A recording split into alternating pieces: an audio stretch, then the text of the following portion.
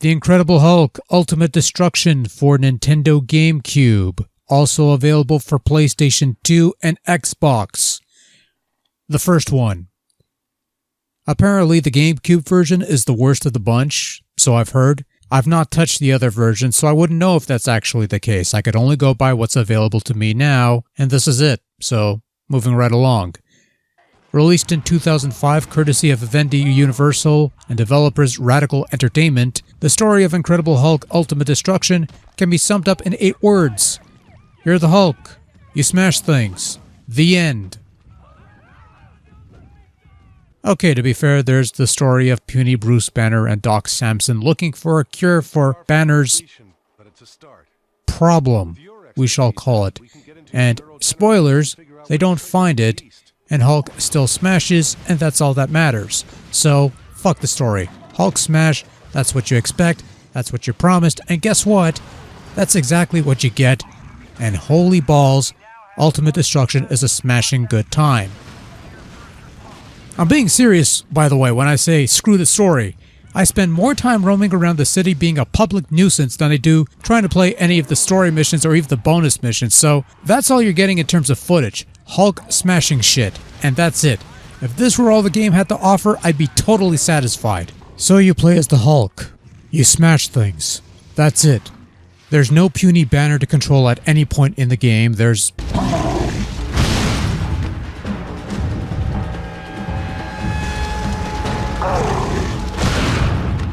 Oh, you just love taking the piss out of this, don't you? Fair enough. Anyway, it's just Hulk smashing, sometimes with purpose, sometimes without, but the gist of it is Hulk smash.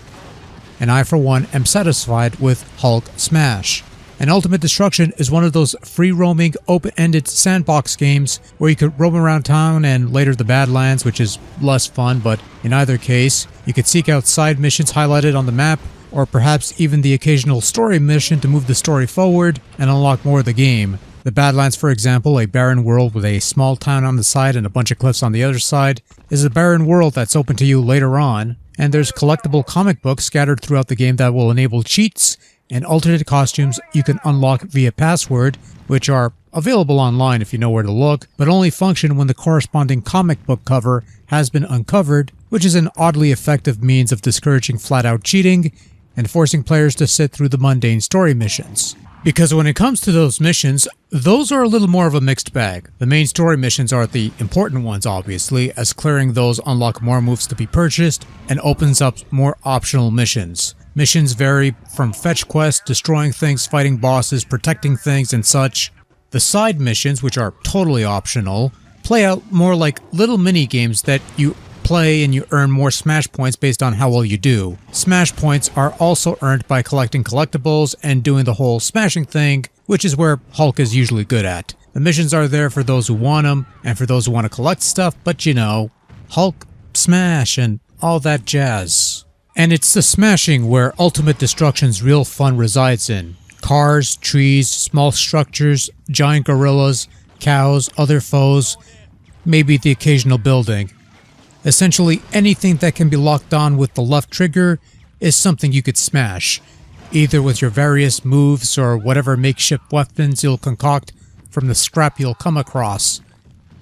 Collecting orbs will make you stronger and you'll eventually attain critical mass, which heightens your abilities and give you access to more powerful attacks that can be charged by holding buttons. Getting around is also pretty sweet. Runner climbs skyscrapers, jump incredible heights and distances, run down the streets and smash your way through stuff, or just fucking surf through buses. It's incredible. No pun intended. Of course, much like many sandbox games of this ilk, too much smashing can lead to authorities coming at you. The more damage you do, the more fierce the opposition, but then again, the angrier Hulk gets, the stronger Hulk gets. Laying low and finding cover is one way to get the heat off, but you could also use warp points to head back to your home base and the Badlands, or whatever, and that usually kills some heat. Alternatively, you could start a side mission that you come across, which also resets the heat back to 0. There's quite a bit of stuff to do here in Ultimate Destruction. Certainly quite a bit of stuff to wreak havoc upon, and it's a thrill to say the least. Controls are solid, responsive, fairly easy to grasp thanks to the obligatory tutorial level that's included in every game to teach people how to play, which may be useful for some folks and a mild irritant for others.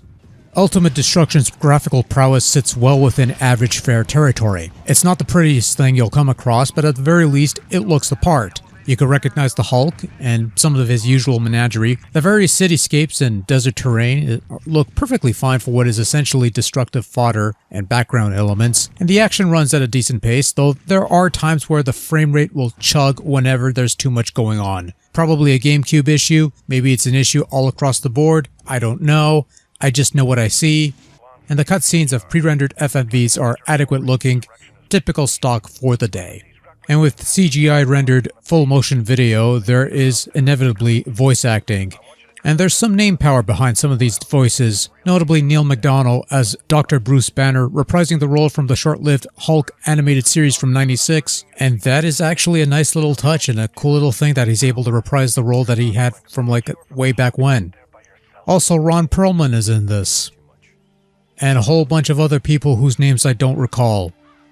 The voice acting's fairly solid for the most part, moves the story forward as much as there is of a story to move forward at least. Sound effects are fairly stock but punchy and satisfying, and the music is the same sounding orchestral score type of thing that you'll find in a lot of these games around this time. I'd say more if I had more to say, but I don't, so I won't. It sounds fine as a whole, as does the destruction in this game. Overall, Incredible Hulk Ultimate Destruction lives up to its billing. You play as the Hulk, you smash things, and they inevitably get destroyed. Is there a little more to it than that? Absolutely, if you care for such things, and going for all the comic books to unlock all the alternate skins and stuff might be fun for some folks who are into that sort of thing. But if all you want is a game where Hulk Smash is the defining feature, then Ultimate Destruction delivers that in spades, making it one of the better comic book based video games available by that count alone. Most importantly of all, Ultimate Destruction is just a fun game to pop in every so often, and honestly, that's a big winner in my book. One worth checking out.